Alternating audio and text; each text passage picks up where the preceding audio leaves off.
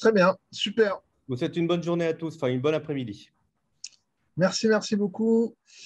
Bonjour à tous. On est très nombreux, donc je suis très content d'animer cette coding session qui est en fait une porte ouverte. Comme vous l'avez vu, avec le Covid, malgré les conditions sanitaires, on arrive toujours à se réunir à l'Estiam. On a 1 heure et l'idée, parce que j'imagine qu'il y a une diversité de niveaux. Vous êtes au lycée, vous avez fait un petit peu de Python. On n'est pas tous, on n'est pas entre développeurs. On ne va pas faire une coding session. On n'est pas en train de faire une LAN party. En fait, on est en train de découvrir. Et l'idée, c'est que ce soit vraiment un truc où on n'est pas passif. On n'est pas passif et où on apprend des choses, donc que ce soit le plus ludique possible. C'est mon défi. Et donc, du coup, je vais commencer par vous partager mon écran sans plus attendre. Voilà, hop, hop, hop, et je continuerai à parler. Alors,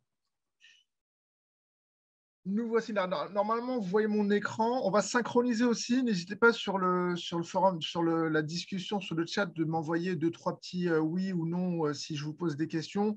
On peut se faire aussi une convention pouce vers le haut, pouce vers le bas. Est-ce que là vous voyez bien le partage? Je continue les admissions dans la salle. Hop là. Oui, c'est bon, on le voit le partage. Super. OK, Par merci contre, est-ce que beaucoup. tu peux zoomer un petit peu, Rabat, ce sera plus simple, je pense, pour tout le Ouais, monde pour voir. je vais zoomer un petit peu. Hop là. Et là, vous voyez, on arrive à zoomer avec la molette Merci. sur PyCharm. OK, super. Merci Mohamed, merci Marcel, merci Tarek.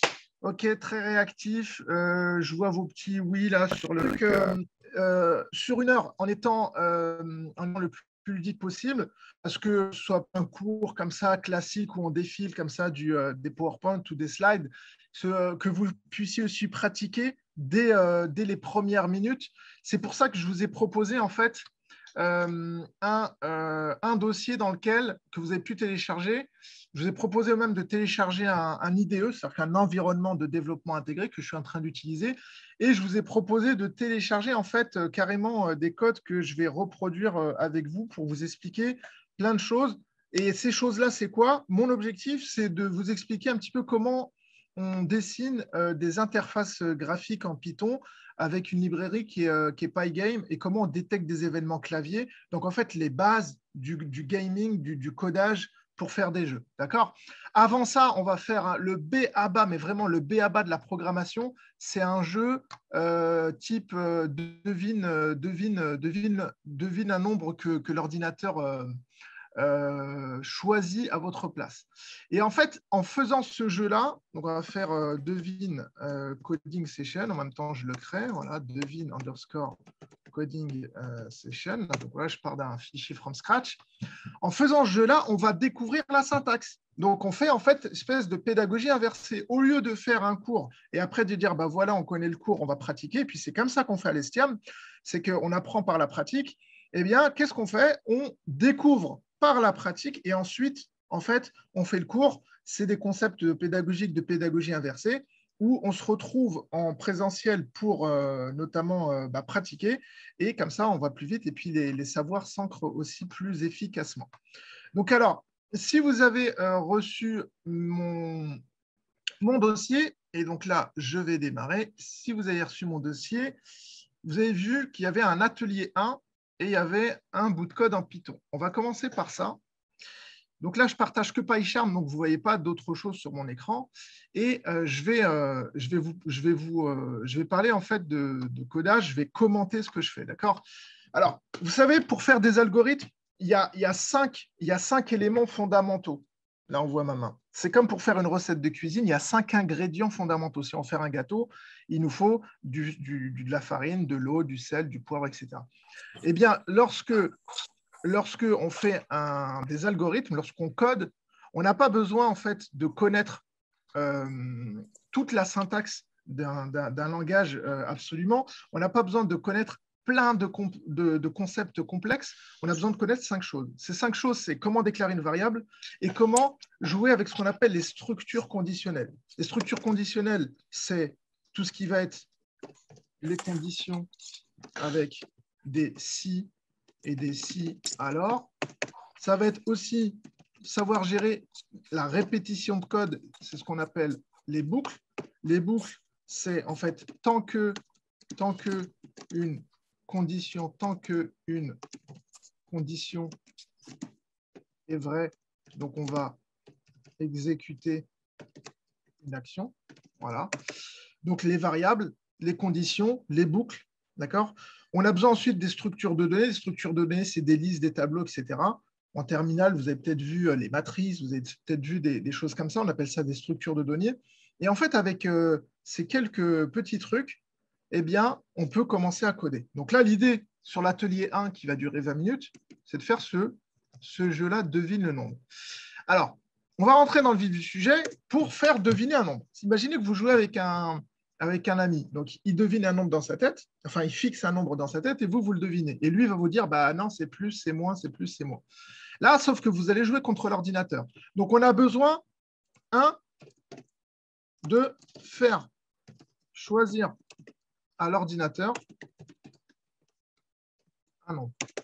Ensuite, on a besoin de permettre à l'utilisateur de choisir un nombre. Et en fait, on va faire quoi à la fin?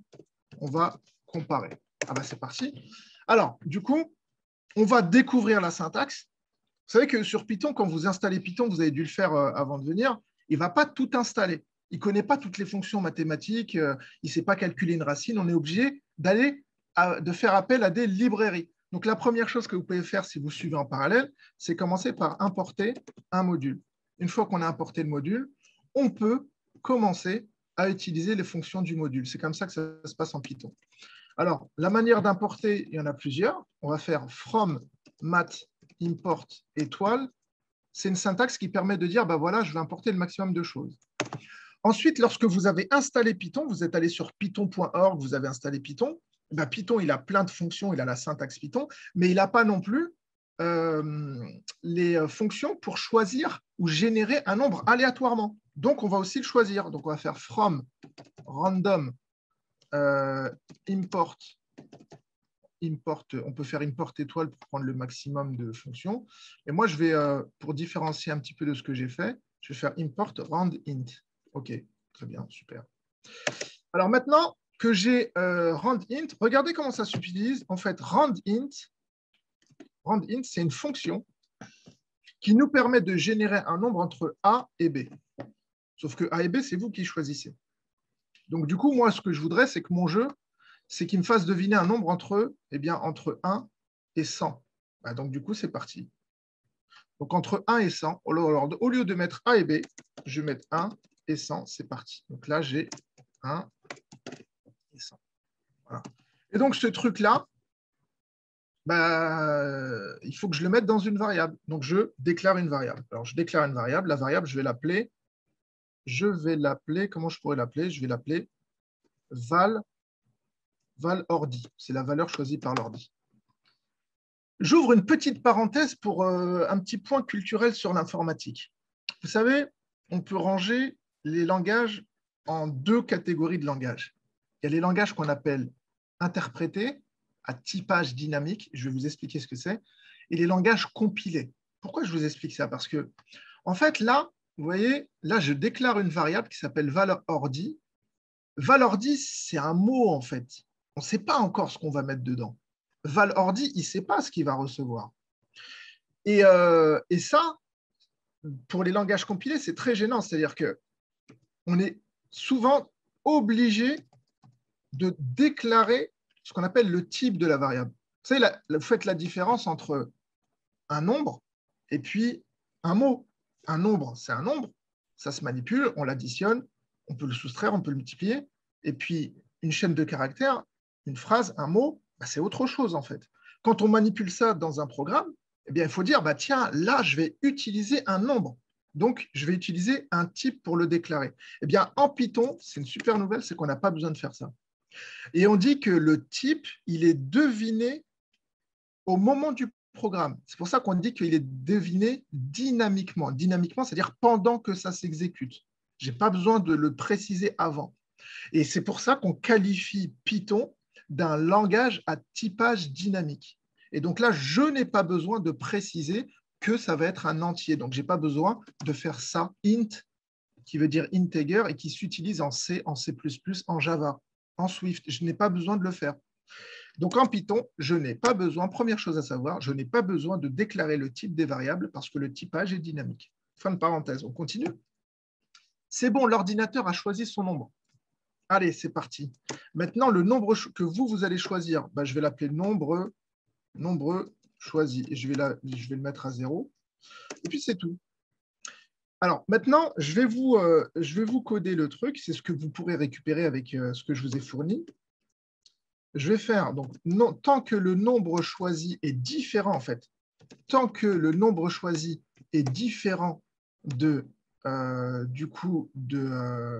val ordi, pourquoi je fais ça? Alors là, je compare, je cherche, en fait, je continue à proposer. Je vais faire le nombre. Imaginez que vous êtes avec votre pote devant vous, et lui, il a un nombre dans sa tête, admettons 46. Si vous dites, vous proposez quelque chose, donc vous dites 49, il va vous dire quoi? Il va vous dire trop grand. Et ainsi de suite, jusqu'à ce que vous trouviez. Donc, en fait, qu'est-ce qui est en train de se passer quand vous êtes en train de jouer avec votre ami? Tant que vous n'avez pas trouvé, vous continuez à chercher. C'est ce que je suis en train de coder. While, en anglais, ça veut dire tant que. Donc, tant que le nombre que moi, je propose, il est différent du nombre choisi par l'ordinateur, je continue à chercher. Donc, je continue à lui proposer quelque chose. Donc, moi, pour que je le propose, pour que je lui propose quelque chose, je vais devoir le rentrer sur l'ordi. Donc, je vais en fait utiliser une fonction qui s'appelle input. Et cette fonction, elle va m'inviter à choisir un nombre. Donc, je vais écrire choisir un nombre. Vous allez voir quand je vais le lancer, ça va vous paraître plus clair. Donc, choisis un nombre. OK. Alors, ce input, en fait, quand je vais choisir ce nombre-là, je vais justement le rentrer dans NB choisi. Alors, ce que vous pouvez faire à côté, c'est ouvrir le code, le zip qui a été fourni et éditer dans Atelier 1 le fichier. Pendant que je suis en train de faire ça, parce que vous allez voir que je vais converger vers ce qui est sur votre écran. Donc, du coup, en écoutant mes commentaires, vous allez pouvoir comprendre comment j'ai construit le code que vous avez, parce que vous n'avez que le final du code. OK? Et là, du coup, vous allez pouvoir comprendre ce qui s'est passé et qu'est-ce qui m'a permis d'aboutir à ce code-là. Vous pouvez aussi le faire en parallèle. Essayez de le faire en parallèle. On est sur 20 minutes. Moi, je vais accélérer pour avoir le code. Là, ça va terminer dans 2-3 minutes. Et après, on va se laisser le temps pour voir pour vous laisser le temps de le copier. Donc, du coup, à ce moment-là, comme je vous ai expliqué, je suis avec mon pote, je joue et elle me dit, il ou elle me dit, non, c'est pas ça. Donc, elle va me dire trop petit, trop grand. Donc, c'est ça que je vais coder, c'est ça que je vais implémenter. Alors, donc, du coup, j'y vais. Donc, si, tout simplement, hein, si, en fait, le nombre choisi est plus petit que la val de l'ordi, qu'est-ce que je vais faire? En commentaire, si vous voulez, je vais printer quoi? Je vais printer. C'est trop petit. C'est trop petit. Ensuite, je recopie ça. Je vais le mettre là. Très important, la tabulation en Python, j'y viens. La tabulation, en fait. Donc, si c'est plus grand, je vais printer c'est trop. Si c'est trop grand, du coup, je vais printer c'est trop grand. Est-ce que je me suis trompé ou pas? Donc, le nombre choisi est plus petit que la val de l'ordi. Oui, donc je dis que c'est trop petit. Et là, si c'est trop grand, c'est trop grand. Voilà. Et puis, c'est tout. A priori, je peux. Et donc, si c'est égal, je n'ai pas besoin de le mettre dans le if. Et là, sinon, je mets print. Je mets print bravo. Parce que là, je ne le mets pas dans la boucle. Et donc, j'ouvre une autre parenthèse sur la syntaxe en Python. Regardez ici. Regardez bien, quand je suis là, regardez, je vais appuyer sur Entrée. Il me met ici. En fait, ça, c'est une tabulation. La tabulation en Python, elle est très importante parce qu'en fait, elle permet, c'est une indentation, elle permet de situer le code relativement par rapport à d'autres codes. Ce code-là, il est indenté par rapport au while, ça veut dire qu'il est à l'intérieur de la boucle. C'est ça qui va être répété en fonction de la condition. Voilà. Ça commence à ressembler à quelque chose. Il y a quelques fautes, vous allez voir, mais on va les découvrir. On va faire de la pédagogie par l'erreur. Et là, bah, du coup, je l'exécute. Alors, attendez, c'est coding session, c'est lui que je vais exécuter. Il me dit choisis un nombre, donc je vais mettre 12. Et là, bah, il crache. OK, bon. Alors, qu'est-ce qui s'est passé? En fait, on va apprendre, c'est que input nous retourne une chaîne de caractères. Mais moi, vous voyez, je veux comparer des nombres. Du coup, comme il me retourne une chaîne de caractères, lui, c'est une chaîne de caractères. Du coup, on est en train de comparer une chaîne de caractères avec un nombre. Du coup, il crache. Et là, si on lit les erreurs, en général, quand on voit des erreurs, on se dit, oula, qu'est-ce que c'est que ça? Et puis les yeux ne lisent pas. Mais en fait, il faut lire les erreurs et il faut les chercher sur Google. C'est comme ça qu'on traite les erreurs. On tombe sur des forums, on tombe sur des sources d'informations et on arrive à avancer. Alors en fait, moi, ce que je vais faire, c'est que je vais convertir ici ce que je vais rentrer, je vais le convertir en un nombre avec le int. Et là, ça devrait changer les choses. Donc là, je vais ici choisir un nombre, je vais faire 12. Et là, il me dit, ah, c'est trop grand. Et voilà. Donc, si c'est trop grand, je vais mettre 19. Il va forcément me dire que c'est trop grand. Je vais mettre 2, trop petit. Là, si vous voyez ici en bas, je vais le grossir. Je continue à jouer. Je vais mettre 6, trop grand. Donc, je vais mettre 5, trop grand. Donc, je vais mettre 4, trop grand. Donc, c'est 3. Et voilà. Et à la fin, il me dit bravo. Vous voyez? Donc, qu'est-ce qui s'est passé? Donc, vous voyez, en quelques lignes de code, qu'est-ce qu'on a fait? On a découvert les boucles, tant que, elle est là. On a découvert les conditions, si alors, si alors. Le si alors, c'est if, condition, 2 points. Donc, vous voyez, on le voit bien ici. Je vais rezoomer là, regardez bien. Là, j'ai if, condition, 2 points. Le if, ça veut dire si, en anglais. Là, c'est la condition. Si nombre choisi est inférieur à val ordi, donc si ça c'est vrai, alors j'exécute le print, c'est ce que vous avez vu ici, c'est trop grand, c'est trop petit. Donc on a découvert en quelques minutes, avec quelques bouts de code, c'est pour ça que je vous dis ça, c'est le b.a.-ba, on a découvert en fait les principes de base de l'algorithmique. Donc le while, la condition, c'est-à-dire les structures conditionnelles, les structures répétitives, structures de contrôle répétitive, pour donner le mot savant. Ça, c'est une structure de contrôle conditionnel. Ça, c'est une instruction, c'est tout. Ça, c'est l'import d'un module. On a importé un module. Comme je vous l'ai dit, quand vous installez Python, il n'y a pas forcément tout. Et donc là, vous avez du coup besoin d'importer des librairies. Voilà, donc 20 minutes, promesse tenue, on est sur le premier atelier. Je vous ai dit, ça va aller assez vite, mais en même temps, le but, c'est que ce soit riche. Rapidement, est-ce qu'il y en a un ou deux qui ont essayé de coder en parallèle? Après, on est allé, comme je vous l'ai dit, on est allé assez vite. Si ce n'est pas le cas, ce n'est pas grave. Vous avez le zip que vous pouvez télécharger, que Guillaume a donné sur le chat. Donc, du coup, je regarde les commentaires rapides. Hop.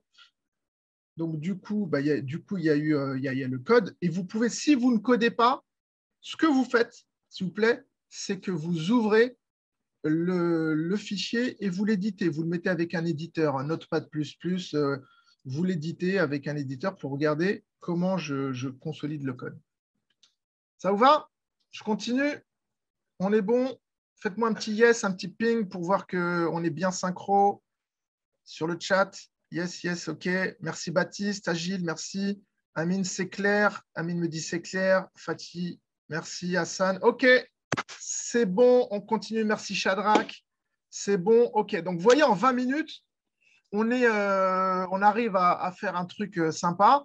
Et je vais même vous montrer, je sortais d'un cours juste avant. Regardez, là, je l'ai recodé, ce truc-là. Je l'ai recodé c'est un vrai jeu. Je l'ai recodé, je vous fais une démo avant de passer sur la suite. Et ça introduit en fait, la suite. Vous allez comprendre. Donc, regardez. Ça, c'est le jeu devine un nombre, mais pas sur la console.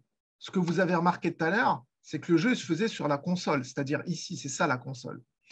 Je ne vous ai pas présenté PyCharm parce que ça prend du PyCharm, c'est un gros IDE, mais on peut résumer. À gauche, vous avez votre arborescence. Là, c'est là où vous codez. Et en bas, vous avez le résultat et vous avez la console aussi. Là, la console pour faire du Python, pas en mode script, mais en mode Python en live. Et là, vous avez ici, quand vous faites le run, vous avez le résultat de la console. Donc là, j'ai un autre devine le nombre. Regardez, j'ai un autre devine le nombre, sauf que lui, quand il s'exécute, il me donne ça. Ça, c'est quoi? C'est quand même une fenêtre. Ça reste une fenêtre. La fenêtre, il faut la créer. C'est pas gratuit, hein, une fenêtre. Hein. C'est pas juste j'arrive, je sors des lignes et je fais une fenêtre. Pour faire une fenêtre, il faut utiliser des librairies graphiques. Des librairies graphiques. La plus abordable, c'est Turtle. Turtle, c'est un truc très simple. Ça nous permet très rapidement de faire du graphique. Mais Turtle, ça ne permet pas de dessiner des widgets. Un widget, c'est quoi? C'est ce que vous utilisez tous les jours lorsque vous êtes sur Internet. C'est des boutons, c'est des indications, c'est des champs où vous allez entrer votre nom, votre prénom dans un formulaire. On appelle ça un widget. Entre import et random, s'il n'y en a pas entre la première ligne, import et tac, tac, tac, pourquoi il y a entre import et random? Ici, alors, j'ai une question. Pourquoi il y a un espace entre import et random alors qu'il n'y en a pas entre la première ligne d'import et étoile? Ça doit être pour celui-là, la coding session. Ici, entre import et random. Alors ici, si je fais ça, c'est pareil.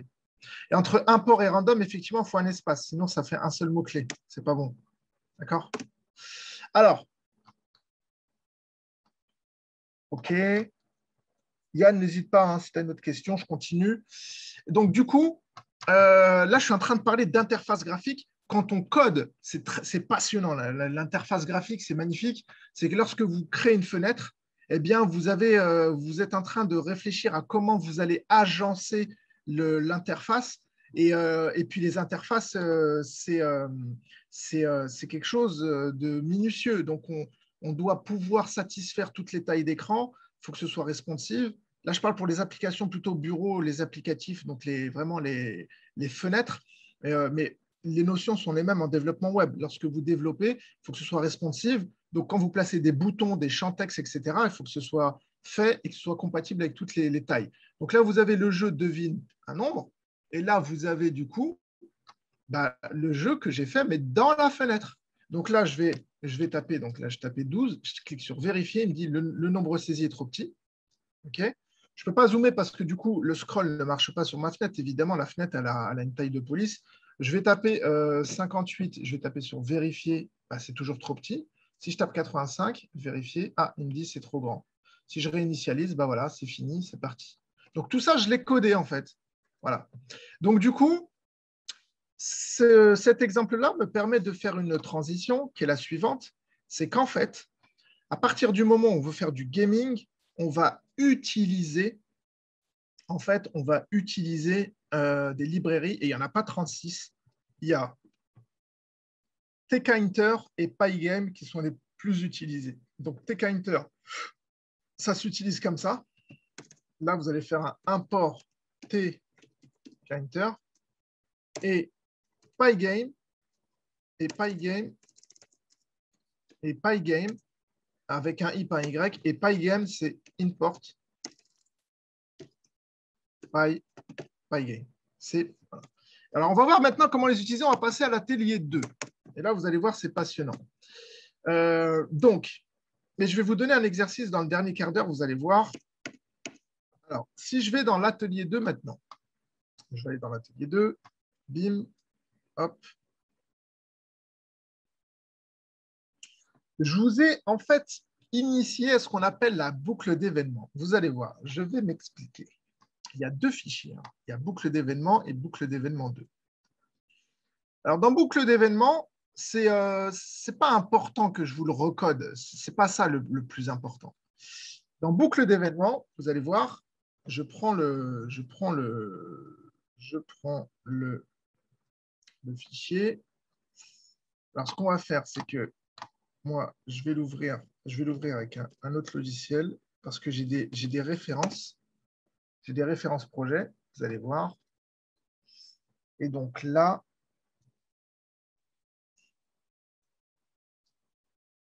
OK. Donc là, je vous fais le partage. Hop là, je vous fais le partage cette fois-ci sur l'écran.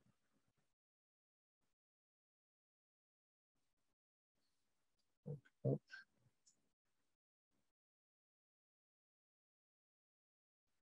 Hop là. Donc,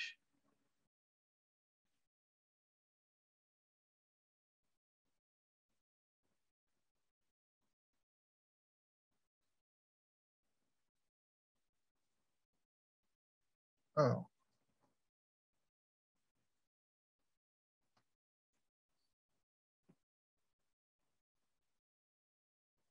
on a un tout petit souci sur le partage d'écran. Il faudrait qu'on puisse partager tout l'écran et pas que les fenêtres. Alors, une petite seconde.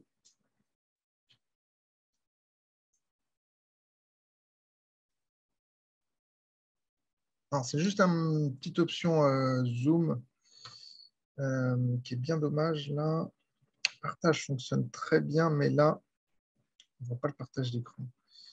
Alors, attendez. Je ne veux pas que ça nous ralentisse. Bon, c'est pas grave. Je vais rester. Du coup, je vais lancer. Donc, ce que je voudrais vous montrer, c'est que je vais lancer l'invite de commande. Je vais rester sur l'invite de commande. Voilà. Et je vais vous partager l'invite de commande. C'est pas grave. Hop là. Alors, on est parti sur l'invite de commande. Donc, sur l'invite de commande. L'invite de commande, vous connaissez. Lorsqu'on veut changer de drive, on fait D, 2 points. Voilà. Donc, lorsque vous avez un long chemin, vous faites CD.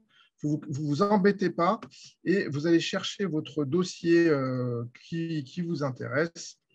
Votre dossier qui vous intéresse. Par exemple, donc moi, je veux aller chercher le dossier suivant et vous prenez directement, du coup, voilà, vous prenez directement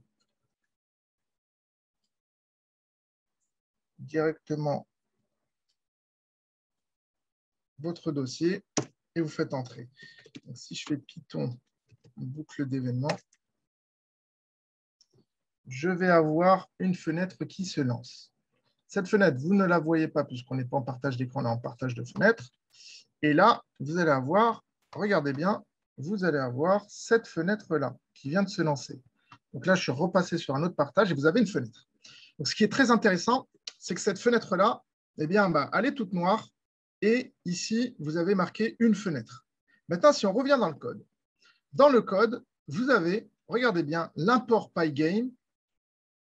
Donc, je vais vous partager cette fois-ci le notepad. Il faut juste être speed dans les partages. Donc là, cette fois-ci, vous avez le code.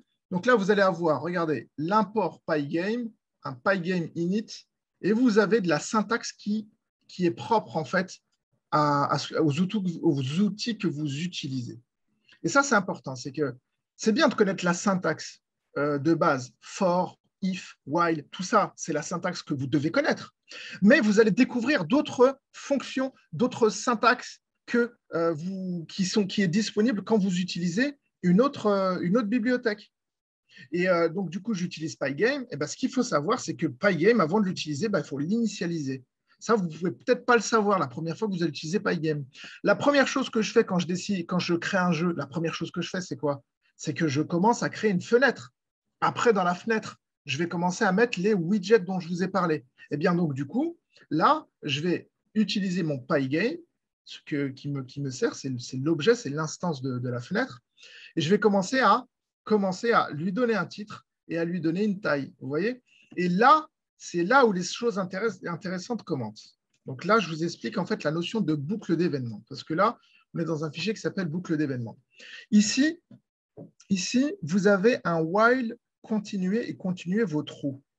Donc, tant que continuer est vrai, je tourne et je tourne à l'infini. Et regardez ce qui a marqué ici. Il y a marqué for event in Pygame event get. If event est égal à quit, continuer devient false. Ça veut dire que je coupe la boucle et je quitte Pygame. En fait, qu'est-ce que j'ai implémenté là? J'ai tout simplement implémenté le fait que quand j'appuie sur la croix, eh bien, ça arrête ma fenêtre et ça coupe mon jeu. Eh bien, vous voyez ça, vous le faites tous les jours, vous cliquez sur des croix, des fenêtres tout le temps. Ça, c'est codé quelque part. Bon, maintenant, ce qui va nous intéresser, c'est deux choses. C'est de mettre en fait ici un fond d'écran avec un robot, avec une image. Ça va être justement le boucle d'événement, le 2. Ça va être celui-là. Voilà. Donc, ça va être la suite. Je vais vous l'expliquer. Et surtout, dans le boucle 1, vous allez regarder, vous allez voir, et je vous invite à le tester. Je vais vous expliquer comment le tester. vous allez en fait, eh bien, dire que lorsque j'appuie sur la flèche de droite ou la flèche de gauche, eh bien, je quitte quand même Pygame. Et c'est ça qui est marrant, c'est que vous voyez ici, quand vous allez appuyer sur la croix, vous allez quitter Pygame parce que je le dis. Mais ce bout de code-là, je l'ai copié et je l'ai remis ici.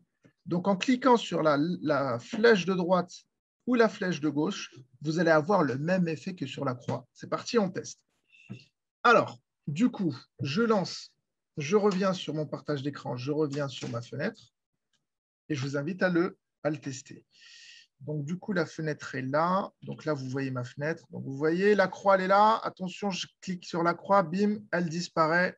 C'est bien ce qui se passe. Et vous avez perdu le partage d'écran parce que j'ai partagé une fenêtre.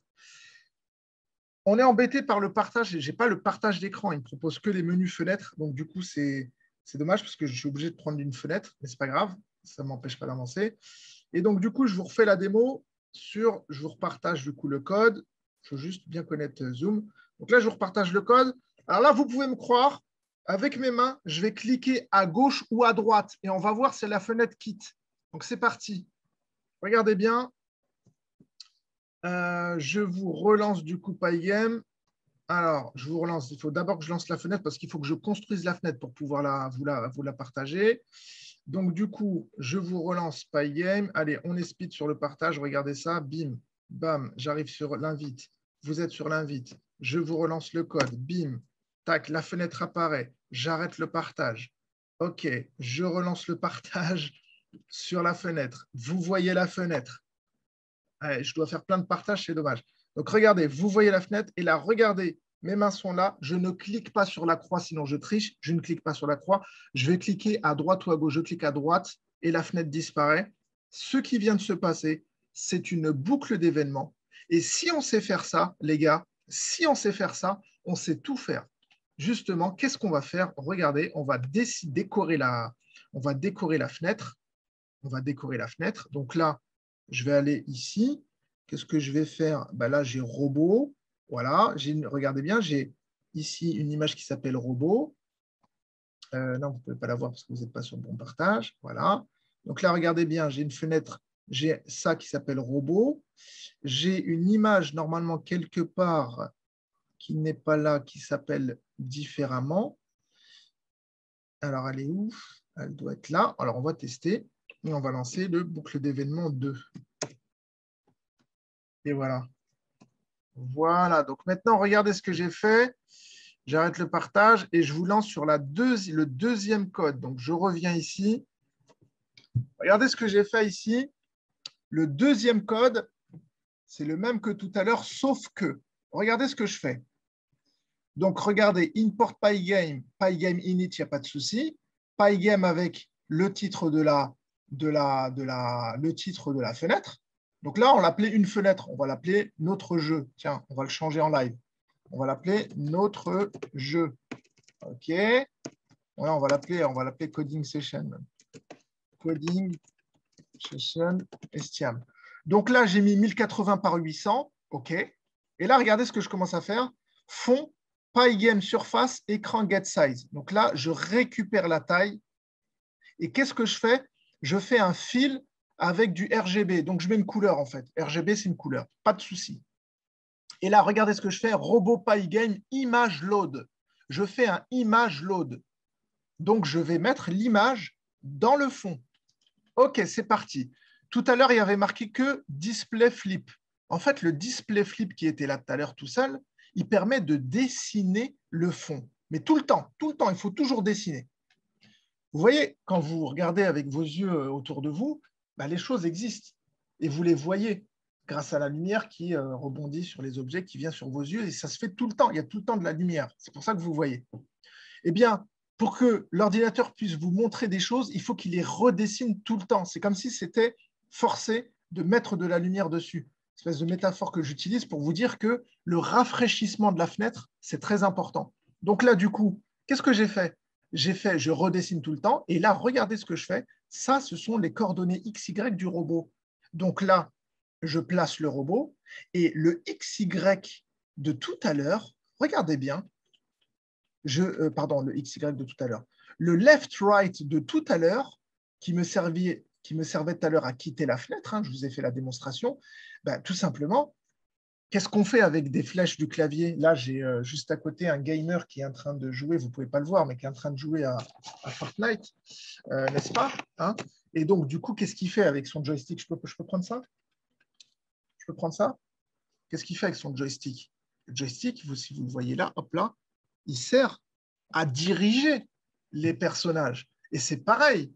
Donc, ce qu'on attend des flèches du clavier, c'est quoi? C'est qu'on puisse diriger le personnage. Donc là, je vais prendre les coordonnées. Quand j'appuie à droite, ben, je vais aller un petit peu à droite. Quand j'appuie à gauche, je vais aller à gauche. Donc, c'est ma manière d'aller à gauche, c'est de prendre les +1 et -1 pour aller à droite et à gauche. Et lorsque j'appuie en haut et en bas, je vais jouer sur Y. Allez, on va tester. Je coupe le partage.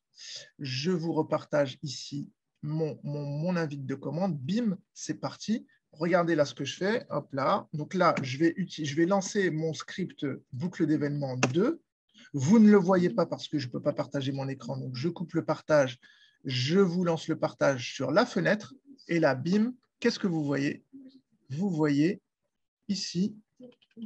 Alors, vous voyez, alors il y a toujours marqué une fenêtre. Haha, il me fait mentir. Pourquoi il me fait mentir? Je vais vous dire pourquoi il me fait mentir. Bah, tout simplement parce que je n'ai pas enregistré le code que je vous ai montré. Donc, je vais vous le montrer. Bim, parce qu'il ne faut pas qu'il me fasse mentir. Alors, ici, regardez bien, vous voyez, c'est toujours rouge. Donc, je vais enregistrer CTRL-S. Donc, ma fenêtre doit bien s'appeler Coding Session Estiam et non pas ma fenêtre, non pas une fenêtre. Donc, je relance. C'est parti, j'arrête le partage. Bim, je lance invite de commande. Bim, hop là, j'arrive là. Donc, ça, je quitte. Je relance mon script, je fais entrer. La fenêtre vient d'apparaître. Et puis, la fenêtre vient d'apparaître. Et elle s'appelle toujours une fenêtre. Ah oui, OK. Deuxième chose. Comme quoi, quand on fait du dev, là, c'est du live. C'est bien de montrer, c'est bien de vous montrer ce qui se passe. Regardez bien, c'est que en fait, ici, regardez bien, hop là. Hop là ici, la boucle d'événements, je l'ai bien enregistrée, mais attention, je ne suis pas sur le bon dossier. Eh ouais, erreur, très important. Donc là, vous voyez là, je ne suis pas sur le même dossier que je suis en train de lancer en ligne. D'accord? Donc là, le coding session, ce n'est pas grave. Je vais le prendre là et je vais le changer sur le bon fichier.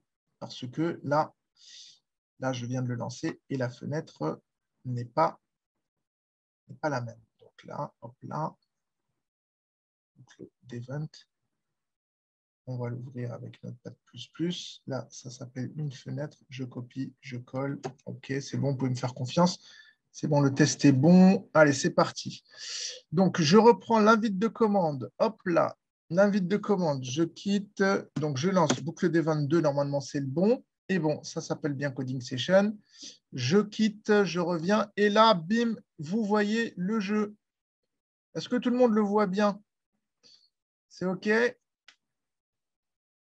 Faites-moi des petits pouces bleus, des yes, des... OK, tout le monde le voit. Donc voilà, maintenant vous le voyez. Maintenant que vous le voyez, on va tester. Regardez bien ce qui va se passer.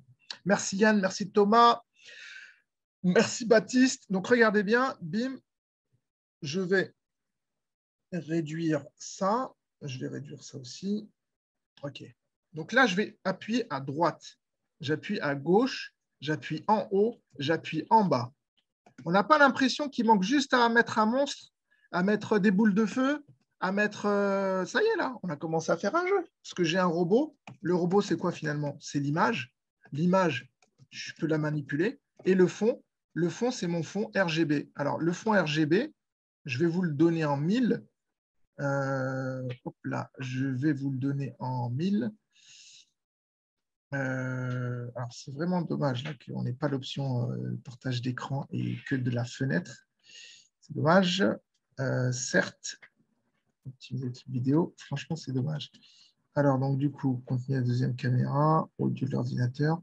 Contenu de la deuxième caméra, est-ce que ça peut m'intéresser, ça? PowerPoint. OK, bon, c'est pas grave.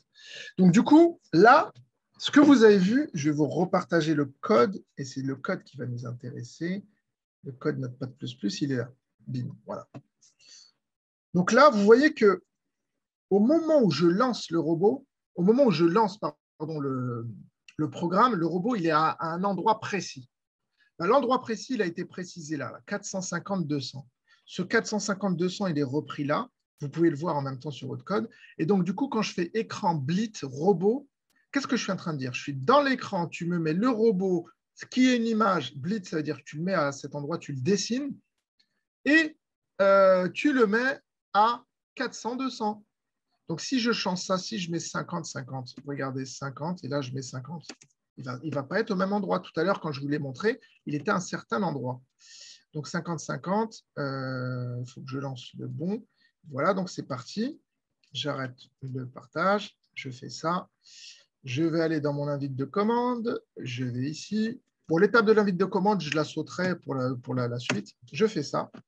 Et là, vous voyez, je partage du coup la fenêtre. Et là, hop là, vous voyez, il est bien, hein, il est là en fait, il est en 50-50. Et en fait, ce qu'il faut savoir,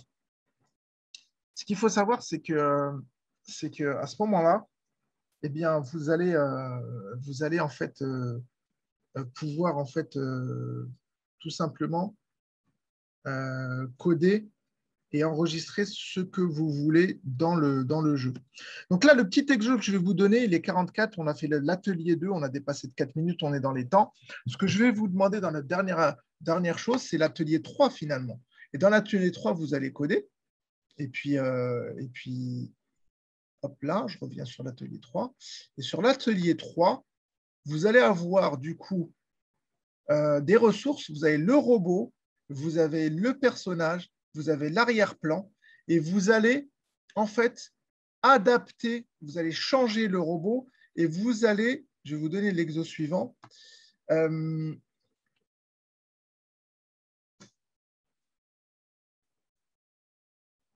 Vous allez en fait changer déjà le robot par une autre image pour constater que ça fonctionne. Et ensuite, vous allez implémenter dans la boucle d'événements le contrôle de votre robot de manière à ce que vous puissiez faire ce que j'ai fait dans l'atelier 2. Alors, vous pouvez choisir un copier-coller si vous voulez, mais ça ne va pas forcément marcher comme ça du premier coup. En tout cas, c'est une bonne idée parce que c'est de l'adaptation. Et il ne faudra pas oublier de faire votre initialisation de code au tout début. Et à partir de là, vous allez pouvoir commencer à poser les briques de votre premier jeu. Donc voilà, l'atelier 3, il est là. L'atelier 3, c'est de la pratique. Vous avez un code qui est plus abouti. Vous avez deux personnages, vous avez deux images qui sont incrustées. Vous avez un arrière-plan qui est une image et non pas une couleur RGB. Et ce que je vais vous demander, c'est de contrôler ici le robot et ou le personnage en analysant le code. Et vous avez juste à descendre ici sur le while. Et sur le while, la boucle d'événements n'est pas complète. Vous pouvez vous inspirer de la boucle d'événements qui est ici. Et voilà. Donc, on a quelques minutes. Évidemment, je vais vous donner des éléments. Vous pouvez un petit peu commencer à regarder. Vous pouvez prendre la parole, vous pouvez poser des questions. À partir de là, on bascule sur un format. Vous pouvez activer des micros, vous pouvez poser des questions. On bascule sur un format un peu plus interactif, un peu plus dans l'échange. Vous pouvez me poser des questions aussi sur Python, sur la programmation. S'il y a des questions aussi, parce que j'ai abordé des sujets très intéressants comme le typage dynamique et des choses comme ça, vous n'hésitez pas. Alors, qui a bien, est-ce que vous avez bien tous, je vais poser la question différemment, qui n'a pas téléchargé le code?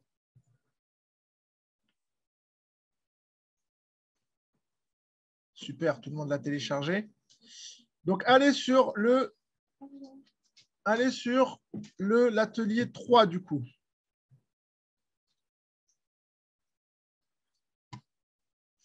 Sur l'atelier 3, du coup, vous allez tomber sur tuto 1 et vous essayez déjà de l'exécuter. Et quand vous allez l'exécuter, vous allez vous rendre compte que rien ne bouge par rapport à l'atelier 2. Et là, vous allez dire, c'est un peu dommage. Parce que du coup, moi, j'ai envie que ça bouge.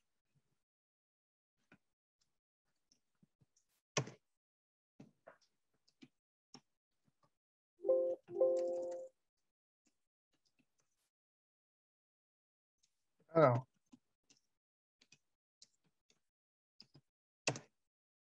Hop là.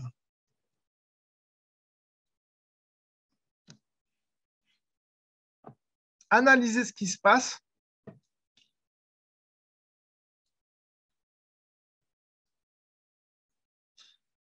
Ah, super, il y a des questions qui arrivent. Alors, pour le import Pygame, est-ce qu'il faut télécharger PyCharm? Alors, non. PyCharm, c'est un outil pour développer en Python et Pygame, c'est la librairie. Et vous allez sûrement avoir un problème sur le Pygame. J'attendais cette question, tu l'as posée, et vous allez devoir installer en fait une librairie pour que l'import fonctionne. Et ça, c'est une autre commande. Moi, je peux la donner ici. J'attendais. Sauf que même ça, en fait, c'est pour ça qu'on a les 20 minutes pour échanger là-dessus. J'attends que vous commenciez à mettre les mains dans le cambouis et qu'on rentre dans ce type de questions. Ça, vous avez besoin de le faire sur la console. Super, Abdullah. Vous avez besoin de le faire dans la console et pas sur le PyCharm. Le PyCharm, vous allez télécharger, c'est PyCharm Community. Pour moi, c'est le meilleur IDE qui vous permet de faire du dev. Il est très complet, il est très confortable. Je vous conseille de travailler avec ça. C'est pour avoir des bonnes habitudes et avoir un bon environnement de dev. Voilà. Je l'ai utilisé peu. Vous n'avez sans doute pas eu le temps de l'utiliser, mais ce n'est pas grave. Vous avez au moins un environnement de développement. Alors, je vais faire un petit tour dans le chat. Les participants, on est beaucoup, hein. Donc c'est super, mais n'hésitez pas. Je suis sûr que certains d'entre vous ont des questions. Baptiste, Shadrach, Djekamian, Docteur Houssan, Enes, Fatimata. N'hésitez pas à poser des questions. Amine, Alice, Abdoulaye, Agile, Grace, Hassan, Hermès, J. Il y en a un qui a mis son prénom, c'est J. Karine, Marcel, voilà.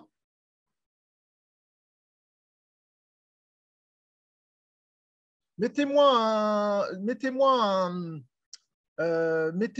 un nombre entre 1 et 3 pour 1, ultra débutant, 2, j'ai déjà fait quelques lignes de code en Python, et 3, ouais, j'ai déjà codé un petit truc. Donc 1, ultra débutant, j'ai pas codé, 2, j'ai touché vite fait, et 3, ouais, je connais quoi. Mettez-moi juste pour avoir un petit sondage, un petit tour de table.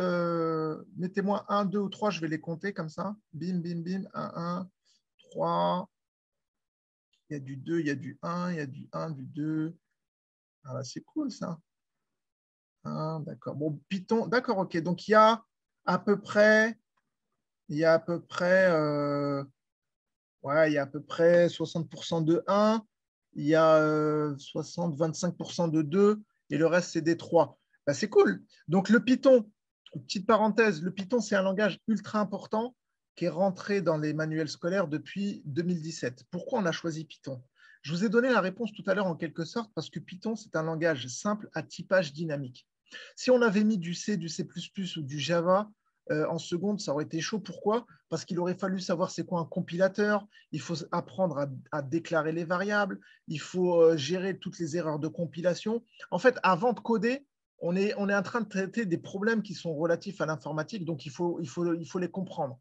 Donc, ce n'est pas des langages adaptés pour commencer. Moi, mon avis aussi, c'est qu'il faut commencer par le Python pour s'intéresser à l'algorithmique avant de s'intéresser à la structure des programmes et aux problèmes liés à l'OS ou à l'informatique. Ça, c'est mon avis. Il y en a qui pensent le contraire. Ils vont vous dire, ah non, il faut rentrer dans le dur parce que du coup, on se confronte à tous les problèmes, mais ça peut être décourageant. Alors, lorsque j'ai deux fenêtres ouvertes, lorsque je lance l'exécution de la fenêtre main qui s'exécute, comment faire pour exécuter la deuxième fenêtre? Alors, c'est très simple. Tu cliques avec ta souris. Je vais te le montrer, Yannick, regarde.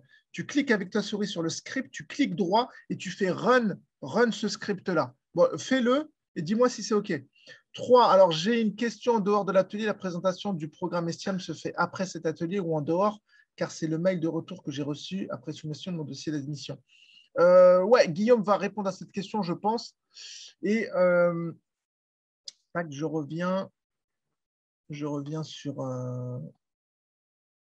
hop là. Je reviens sur Pygame. Tiens, regarde Yannick, si tu veux exécuter, tu fais ça sur PyCharm, pardon. Sur PyCharm. Tu vois mon PyCharm?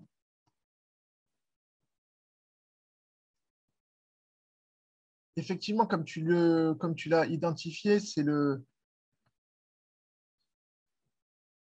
Voilà, Agiles, tu as la réponse par soit à la fin du cours, il y aura effectivement une petite présentation.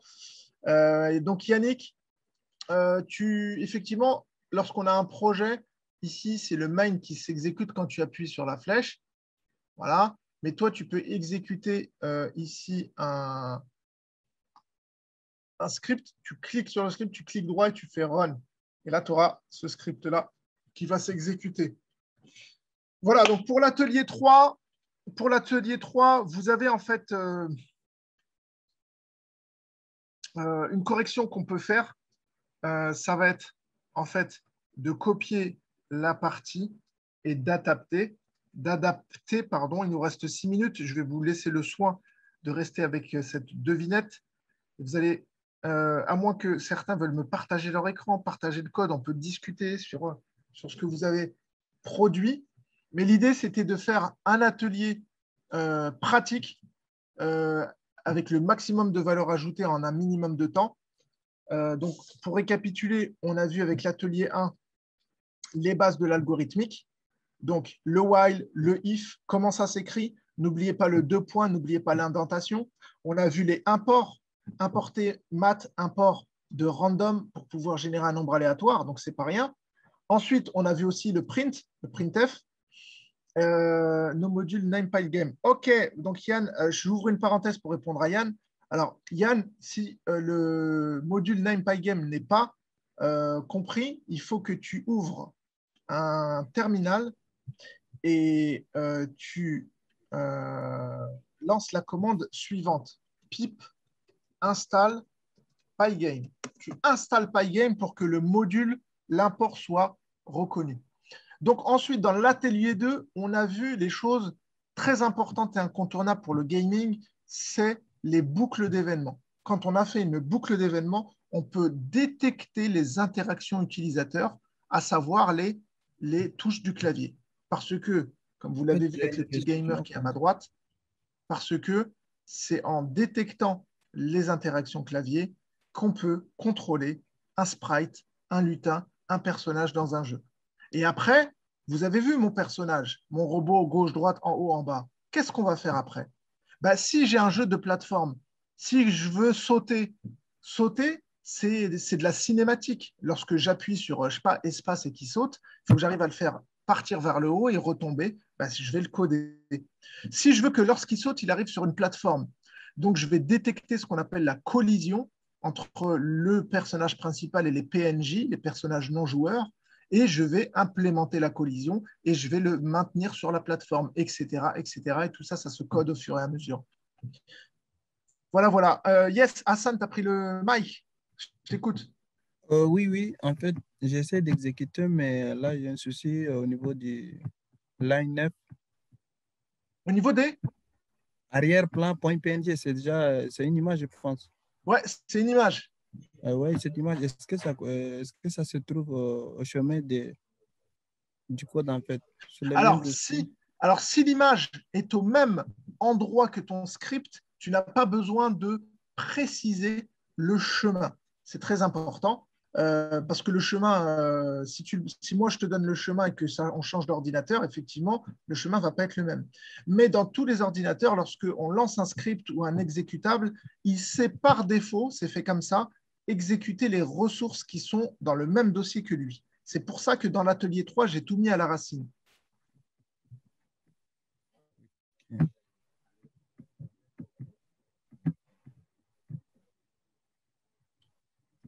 Je vais te partager. Arrière-plan, assure-toi d'avoir mis la bonne syntaxe ou d'avoir tout et de l'avoir à côté de tuto 1. D'accord. D'accord? Et tu n'as pas besoin dans le code, je vais te le montrer ici, je reviens là. Tac, tac, tac, il est où? Voilà. Ici, tu vois, regarde mon écran. Dans le code, ici, tu n'as pas besoin de préciser le chemin. Ce que dit Hassan, c'est très intéressant. Dans le même dossier. S'il te dit qu'il ne le trouve pas, c'est-à-dire que ton script n'est pas à côté de ton image. Ton image n'est pas dans le même dossier que ton script.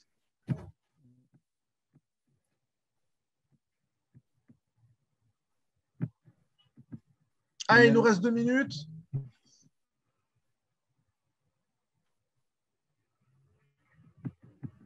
N'hésite pas à partager, Hassan. Hein. Si d'autres ont des questions, Karine, Marcel, Jasmine, Bouadjaja, pourquoi on ne reste pas dans PyCharm et on est allé dans Notepad++? Très, très bonne question. Alors, en fait,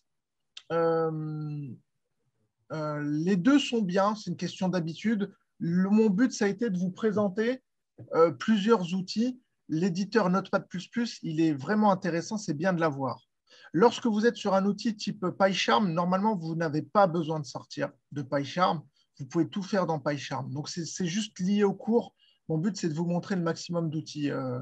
Du coup, qui a posé la question? C'était Yann. Voilà. Pygame erreur, vidéo système not initialized, d'où cela peut-il venir?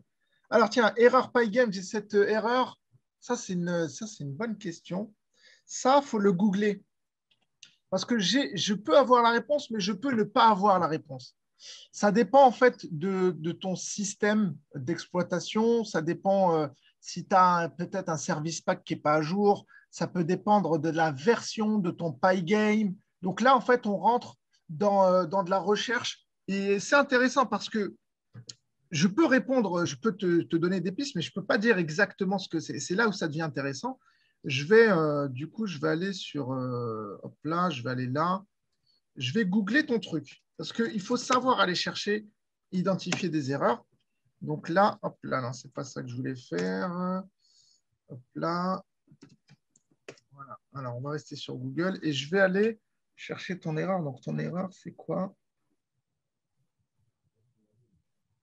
Alors, c'est Pygame error. Hop là, tac, tac, tac. Alors, bin, non, je ne vais pas prendre mon copier-coller. Je vais l'écrire vidéo system not initialized. Donc, Pygame erreur de point, vidéo system not in. Ben, tu vois, il le reconnaît. Vidéo system not initialized avec un Z. Not. Ah, zut. Not. Ah!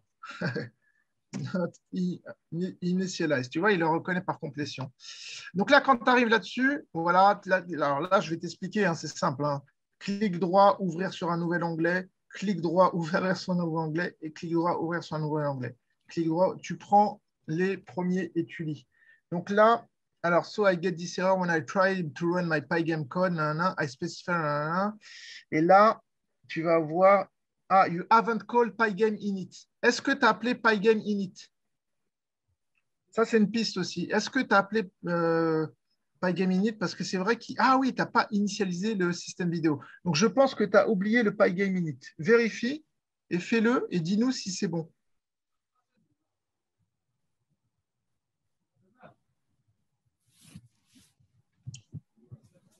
Je répondais à G. Du coup, si tu as fait le... Il est déjà dans le fichier tuto, d'accord. Ah bah oui, exact. Tu n'as pas modifié le code.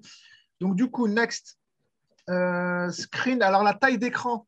Regarde, si ton écran est petit, ce que je t'invite à faire, c'est au lieu de rester sur du 1080, tu passes sur du 800-500. Passe sur du 800-500 et dis-moi ce que c'est.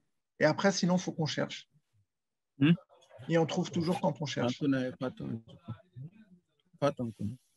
Donc, Paplo, G, Touré.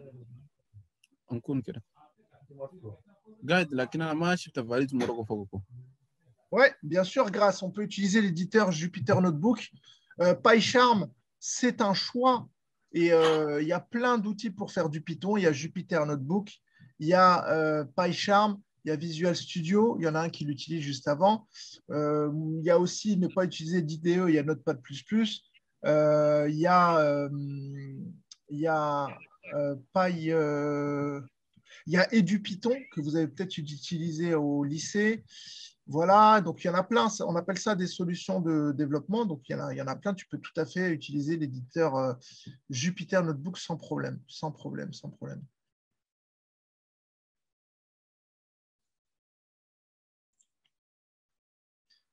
Alors, il y a deux choses. Il y a faire fonctionner votre script 3, atelier 3, et il y a sinon revenez à l'atelier 2 et enrichissez l'atelier 2. Pour enrichir l'atelier 2, vous prenez du coup l'image de l'atelier 3, j'utilise là et ça marche très bien. Voilà, Baptiste utilise.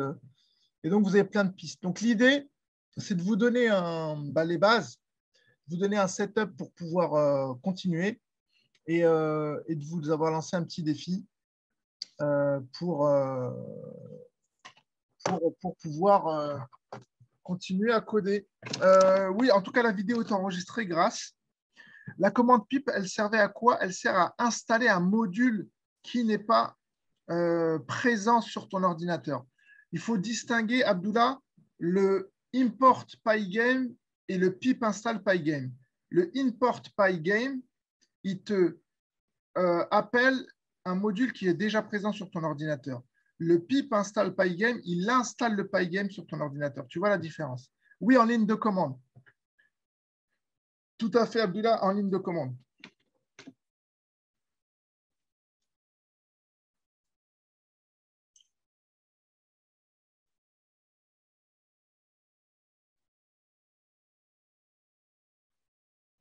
Ouais, l'invite de commande Windows, exactement. Je vais te le montrer, Abdullah. Regarde attentivement, tu vas regarder. Là, je te fais un partage. Je reviens, tout à l'heure, j'avais une invite de commande. Regarde. Tu vois, là, je quitte mon jeu. Et là, bon, je vais faire un clear. CLS, voilà. Je vais faire des deux points, CD, C2 points, voilà. C2 points, voilà. Donc là, je vais faire pip install Pygame. Et là, il va l'installer. Donc là, il dit que c'est déjà installé. Okay, je vais le désinstaller. Uninstall. Voilà, il le désinstalle. NDS. Voilà, donc je vais refaire un CLS. Voilà, donc là, je l'installe. Et là, qu'est-ce qu'il va faire? Tu vois, il est en train d'installer Pygame. Hop là. Alors, par contre, des fois, il me dit de mettre à jour ma commande pip. Ça peut arriver. Ça peut arriver, mais ce n'est pas grave, je peux le faire. Donc, je vais faire Python, il me donne un -m pip install tirer upgrade. Je fais ça. Donc là, j'ai mis à jour le pip install. Et là, je vais installer Pygame. Alors non, même pas, je n'ai pas besoin, parce que là, tu vois, il m'a bien marqué successfully install Pygame, c'est bien marqué, donc ça a bien été installé. C'est juste qu'il m'a mis un warning, il m'a dit, tiens, ta version de pip, elle est obsolète, donc profites-en pour le mettre à jour. Voilà, c'est tout. Donc, j'ai plus rien à faire. Et donc, du coup, si je retourne sur mon Python, je vais faire Python, et après, je vais mettre script.py et je lance. Et n'oublie pas d'avoir tes images à la racine. Voilà.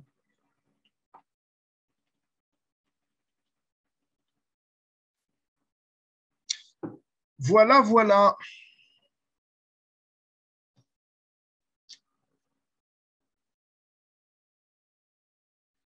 Alors, tu peux utiliser Kamemu sur Windows. Ouais, oui, c'est ce qu'il m'a dit. Voilà, quand j'écris pip install Pygame, cela me dit que la commande pip n'est pas reconnue. Alors, Defarge, la commande pip n'est pas reconnue. Ça va nous ouvrir un autre point. Lorsqu'on installe Python, moi c'est déjà installé, il te propose d'installer pip. Parce qu'il faut installer pip pour utiliser pip. Donc, ce que tu vas faire, d'accord, Defarge, c'est que tu vas aller dans tous les programmes, si tu es sur Windows, tu vas aller sur Python comme si tu voulais le désinstaller. Et tu fais modifier. Tu vas revoir la fenêtre d'install et sois bien attentif, tu coches installation de pip et tu relances le processus, il va t'installer pip. Sinon, tu le désinstalles et tu réinstalles Python et là, tu vas être plus vigilant. Et quand tu installeras ça, Defarge, tu cocheras dans la première fenêtre en bas Add Python to Path. Add Python to Path. Je le mets dans le partage d'écran. Regarde. Add Python to Variable Path. Voilà. Et quand tu as fait ça, tu verras, tes problèmes seront résolus. Alors là, on rentre vraiment dans la partie intéressante. On est à la fin, on a fini hein, la coding session. On est dans la partie. C'est quoi la différence entre Python et du Python? Je vais répondre à ça, Inès, juste après. Donc là, on rentre dans la partie intéressante. C'est que si on avait été en classe, on serait rentré dans la particularité de chacun de vos ordinateurs pour pouvoir traiter les problèmes. Parce que ça peut le faire.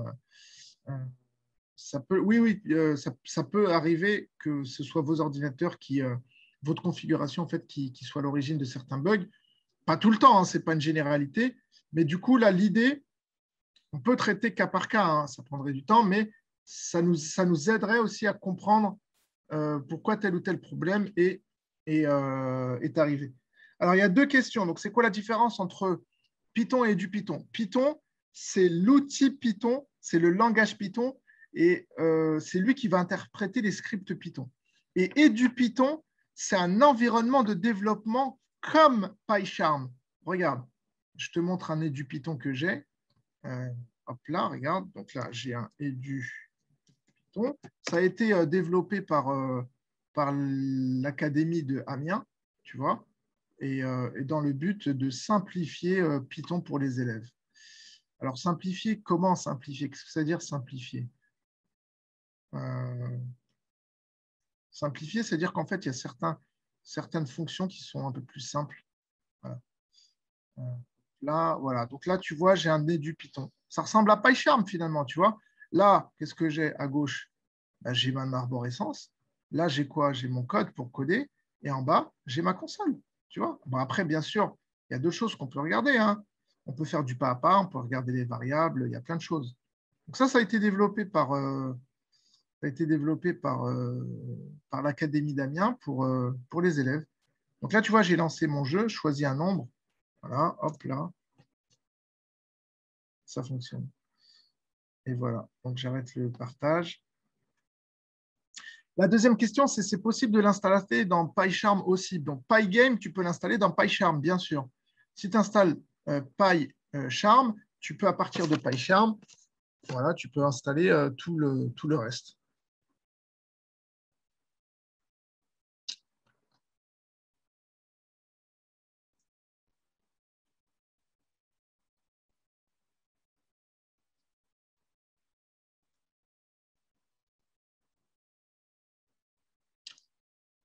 Donc voilà, s'il n'y a pas de questions, je vais donner la main à nos chers amis, aux organisateurs.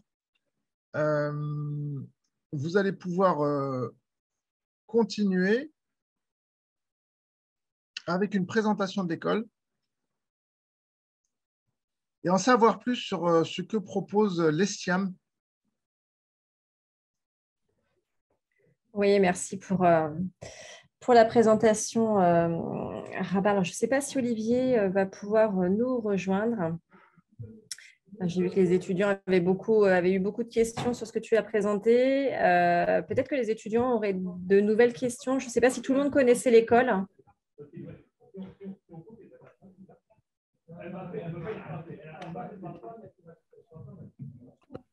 Est-ce que vous connaissiez déjà l'ESTIAM? Non. Il y a peut-être déjà des étudiants qui se sont inscrits chez nous. Alors. Personnellement, non. D'accord, donc on a quelques inscrits. Ok, donc pour les étudiants qui étaient inscrits, vous avez déjà eu, je pense, pas mal d'informations de la part de l'équipe admission ou relations entreprises pour les étudiants qui seraient en bac+3, bac+4 pour la rentrée. Voilà, sachez que nous, on forme à partir après le bac jusqu'à bac+5. Donc, sur un titre de bachelor à bac+3 ou jusqu'au bac+5. Ok, inscrit licence 1, d'accord. Donc, n'hésitez pas si vous avez encore des questions plus sur la partie vraiment école au niveau des différents cursus. On pourra y répondre. Sachez que pour les étudiants qui seraient intéressés, là, vous aurez beaucoup plus d'informations si vous voulez vous connecter. On a le 7 juillet une journée porte ouverte live où Olivier, président de l'école, fera une présentation complète de l'ESTIAM en vous représentant tous les cursus, comment ça fonctionne au niveau de l'alternance, les différents partenariats que l'on peut avoir. Sachez que sur l'avantage de l'école, c'est que pour les étudiants qui arrivent en Bac+3, vous avez l'alternance pour les étudiants qui sont déjà résidents en France. Et nous, on a une équipe qui accompagne les étudiants dans la recherche d'entreprise. Donc voilà, et on a aussi, nos cours sont donnés par des professionnels avec une équipe de professeurs internes à l'ESTIAM. Sur un rythme, un jour pour les 3e années, 4e, 5e année, un jour à l'école et le reste de la semaine en entreprise. Donc, le 7 juillet, donc l'heure, ce sera… Alors, vous pourrez vous inscrire sur le site de l'ESTIAM directement. Je vais vous donner l'heure tout de suite. Donc, ça devrait avoir lieu à 14h30 le 7 juillet. Donc, n'hésitez pas à vous inscrire sur la page ESTIAM. Pareil, j'ai une question, comment s'inscrire? Vous pouvez aussi, vous avez un formulaire à compléter sur le site de l'ESTIAM. Vous posez votre candidature et ensuite, vous avez l'équipe admission qui revient vers vous pour gérer votre demande et notamment vous envoyer des tests si vous souhaitez être admis en 3e année ou 4e année. Donc voilà, donc vous aurez beaucoup plus d'informations, plus dans le détail. Le 7 juillet, vraiment, n'hésitez pas à vous inscrire. Je pense qu'Olivier voudra aussi, pour ceux qui le souhaitent, laisser leur adresse mail pour qu'on puisse éventuellement vous donner… Oui, Carole, en fait, je voulais justement dire à chacun que là, on a enregistré en fait la petite formation. Donc, si jamais vous voulez la revoir, on peut vous l'envoyer. Nous, on peut vous envoyer un lien de téléchargement pour ne pas saturer votre boîte aux lettres. On peut vous envoyer un lien donc, pour télécharger la formation de cet après-midi. Mais pour ça, il faut que vous nous envoyiez votre email. Donc, vous pouvez soit vous me l'envoyer à moi en message caché ou bien à Carole. Et comme ça, après, on pourra vous envoyer un lien de téléchargement pour la vidéo. Donc, n'hésitez pas, si vous voulez, récupérer la visio en fait, de cette formation.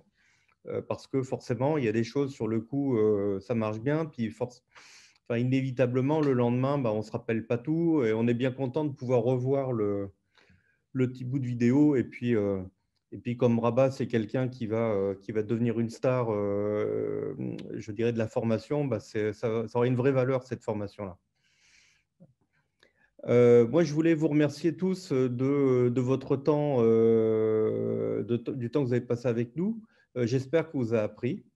Et puis, comme le disait Carole, moi, je serai donc mercredi après-midi en ligne pour vous parler un petit peu de l'école, mais pas que, en fait. On va vous parler de l'école, mais aussi du marché de l'emploi, de nos cursus et de comment on fait le lien avec l'emploi et avec les entreprises. Je crois que c'est quand même très important.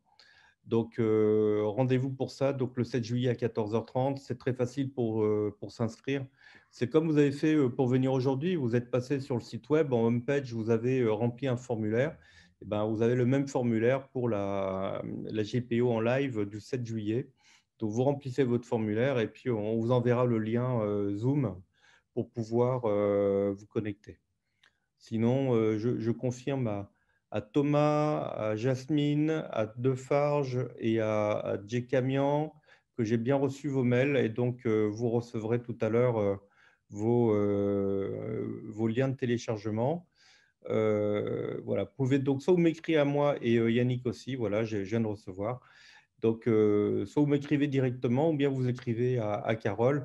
Sinon, si jamais vous changez d'avis un peu plus tard, il suffit d'écrire à contact@estiam.com et vous dites je voudrais la vidéo de la formation du 30 juin et puis on vous l'envoie, il n'y a pas de problème. Voilà, est-ce que vous avez des questions particulières? Vous pouvez lever la main, par exemple, de façon virtuelle. Vous avez vu qu'il y a un bouton pour ça.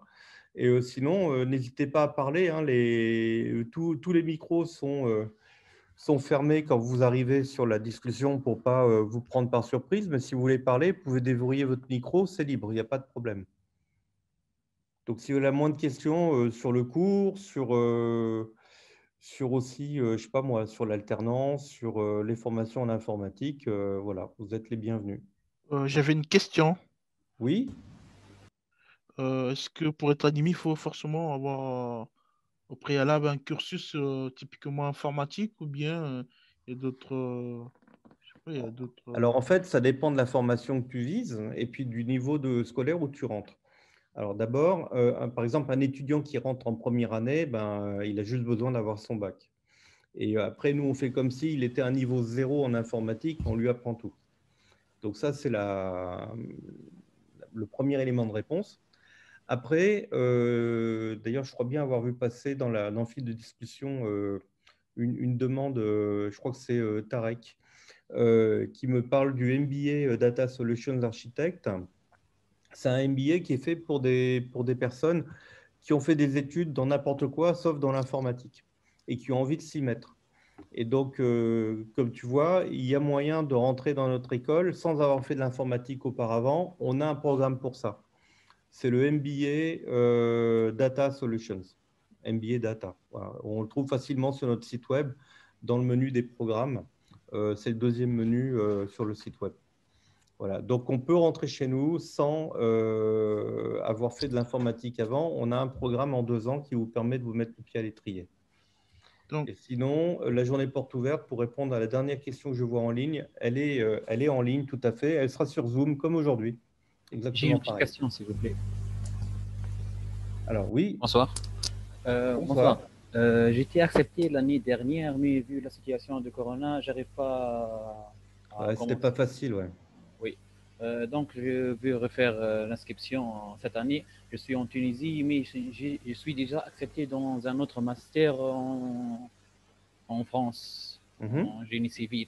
Est-ce que ça pose un problème de voir le visa par cette master et après C'est indépendant. En fait, tu fais ton dépôt de dossier avec Campus France une fois, avec une formation. Et puis ensuite, une fois en France, tu peux choisir en fait où tu vas. Le plus dur, c'est d'arriver en France. D'accord. Donc, Alors, nous, on a une particularité qu'on a mis en œuvre en fait, l'année dernière avec toutes les galères de la pandémie. C'est que tous nos cours maintenant sont hybrides, c'est-à-dire ils sont à la fois physiquement à l'école et en ligne. Comme ça, si jamais un étudiant a un problème de visa ou un problème, je ne sais pas moi, on peut tomber malade à tout moment, ça lui permet de suivre les cours depuis son domicile et donc de ne pas rater les cours. Donc, on a, pour ceux, par exemple, qui sont en train de demander un visa, si jamais votre visa il traîne à arriver, ce n'est pas grave, vous allez quand même pouvoir suivre les cours depuis le premier jour. Hein, la rentrée des classes, c'est le 1er octobre. Si vous arrivez le 2 octobre en France, eh ben, vous pouvez très bien suivre le cours du 1er octobre depuis votre domicile à l'étranger et ensuite venir en France et continuer votre formation dans les locaux de l'école. C'est les mêmes cours, les mêmes profs au même moment, il n'y a aucune différence. Merci beaucoup. j'avais une question sur l'alternance.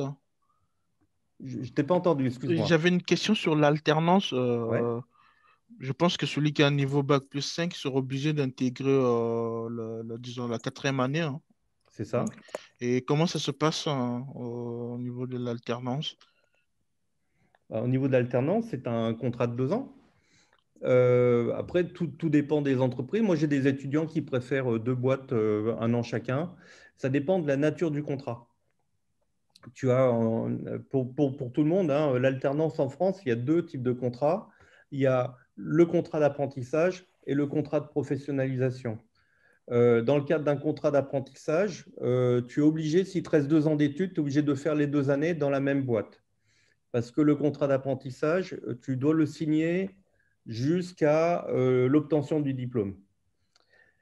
L'autre type de contrat, c'est le contrat de professionnalisation. Là, ce n'est pas obligatoire de faire la même entreprise jusqu'à ton diplôme. Tu peux changer de cheval en cours de route. D'accord. Est-ce que vous nous aidez à trouver une entreprise? Est-ce qu'il y a un dispositif? C'est notre point fort de vous aider. En fait, alors, moi, je suis le fondateur de l'école et avant de faire cette école, j'ai fait du conseil en recrutement pendant 15 ans. Donc, ce qu'on appelle de la chasse de tête, c'était mon métier et mon job, c'était d'aider des entreprises en informatique à trouver les bonnes personnes. Et donc, l'ADN de l'école, elle est imprégnée de tout ça, c'est-à-dire qu'on vous accompagne énormément. Carole, elle n'a peut-être pas dit, c'est une personne qui vient aussi des ressources humaines. Elle a passé, je crois que c'est 19 ans, si je ne dis pas de bêtises, Ouais, c'est dans ça. un département ressources humaines. Et donc, elle est vraiment très, très pointue aussi pour vous accompagner. À côté de ça, on a une équipe, je crois qu'ils sont 5 actuellement, qui font que ça. C'est-à-dire aider les étudiants, alors vous entraîner, vous aider à faire un CV qui tue, chercher des entreprises pour vous, aller expliquer aux entreprises qu'il faut absolument qu'elles prennent des étudiants de chez nous parce que c'est leur intérêt. Et ensuite, envoyer votre CV à l'entreprise qui vous intéresse et prendre rendez-vous pour vous. Le seul truc qu'on ne peut pas faire à votre place, c'est l'entretien. Voilà. Et donc, tout le reste, on le fait. C'est-à-dire qu'on vraiment, on vous coach, on vous prépare de A à Z. D'ailleurs, Carole, je crois que tu animes encore un conseil de pro ou c'était le dernier la semaine dernière? Je ne me rappelle C'était le plus. dernier la semaine dernière. OK. Pour ceux que ça intéresse, j'ai pareil, je peux vous envoyer le lien de téléchargement de la dernière formation qu'on a faite à la recherche de stages et d'alternance en informatique. Et c'est une formation qui a eu lieu, je ne sais plus si c'était la semaine dernière ou la semaine d'avant, mais c'est il y a très peu de temps. Et on en a fait comme ça 2 ou 3. Et en fait, juste pour vous dire que le coaching qu'on fait pour nos étudiants, on l'a ouvert aussi aux étudiants qui ne sont pas encore à bord et qui essayent désespérément de nous rejoindre. Voilà, on a eu cette démarche-là. Et donc, pour répondre à ta question, oui, on est hyper à fond pour aider les étudiants. On sait que c'est très compliqué. Et donc, on est là vraiment pour vous accompagner de A à Z. Et ça, c'est le point fort de l'école. Juste une question peut-être pour terminer. Est-ce qu'il y a des frais qu'il faut payer au préalable? Enfin, Alors, il n'y a aussi, pas enfin, de frais particuliers. Les seuls frais que tu vas avoir, c'est quand tu vas t'inscrire, c'est-à-dire que tu vas commencer à payer ta scolarité. Mais il n'y a pas de frais d'admission, il n'y a pas de frais de dossier, il n'y a pas de frais d'examen ou de trucs inventés comme ça pour vous raqueter. Pas du tout. Chez nous, il n'y a que des frais de scolarité. Voilà. d'accord. Et c'est des frais qu'on paye, grosso modo, pour que tu comprennes, quand un étudiant s'inscrit chez nous, alors soit c'est lui qui paye, soit c'est dans le cadre d'une alternance. Et dans ce cas-là, ce n'est pas l'étudiant qui paye, c'est l'entreprise. Un étudiant en alternance, nous, on n'a pas de relation financière avec lui. C'est l'entreprise qui est là de A à Z pour tout payer. L'étudiant, on ne connaît même pas son compte bancaire, quoi. Si c'est un étudiant qui s'inscrit via sa famille de façon plus traditionnelle, dans ce cas-là, il y a un premier acompte qui est de 1 300 € au moment de l'inscription et le solde de la scolarité qui peut se payer en 10 fois. Et là, ce sont 10 mensualités de 550 €, ce qui fait un total de 6 800 €. C'est le montant qui est en ligne. Si vous allez sur le site web, il y a une page sur les tarifs. Et donc, ça explique bien les 6 800. Et donc, si jamais tu es en cours d'inscription et qu'on te demande 1 300 €, c'est en fait, ce n'est pas de l'argent en plus des 6 800, c'est juste le premier versement. Euh, tu as J'ai une Camille, je question? t'écoute. Oui, bonsoir. Bonsoir. Moi, je suis un peu dans la même situation que l'autre candidat de la Tunisie. Donc, avec une admission l'année dernière et avec la situation, on n'a pas pu. Et dans votre réponse, la dernière partie concernant les cours à distance, est-ce qu'il y a possibilité, est-ce que c'est exceptionnel ou bien est-ce qu'il y a possibilité que quelqu'un décide en fait de dire par exemple toute la première année ou bien toute la première année, il le fait à distance, le temps d'attendre la rentrée 2022 et puis venir continuer. En fait, je vais te répondre tout simplement, c'est que c'est ce qui s'est passé cette année déjà. On a quelques étudiants qui n'ont pas pu terminer leur demande de visa parce que les consulats ont fermé à un moment donné. Enfin, je pense que vous l'avez tous vécu plus ou moins, c'était un peu compliqué. Et donc, nous, avec Carole, on a des étudiants qui sont restés à l'étranger. Ils ont suivi toute l'année scolaire depuis l'étranger. Et là, ils sont en train de faire leur visa, comme toi, tu t'apprêtes à le faire. Et donc, ils sont en train de redéposer leur visa, leur demande de visa auprès de Campus France. Sauf que là, ils vont en avoir un argument de vente en plus qui va être de dire, oui, moi, je veux venir en France pour étudier, mais ça fait quand même 1 an déjà que je suis scolarisé à l'Estiam. Donc, c'est du sérieux et donc, vous devriez me donner mon visa.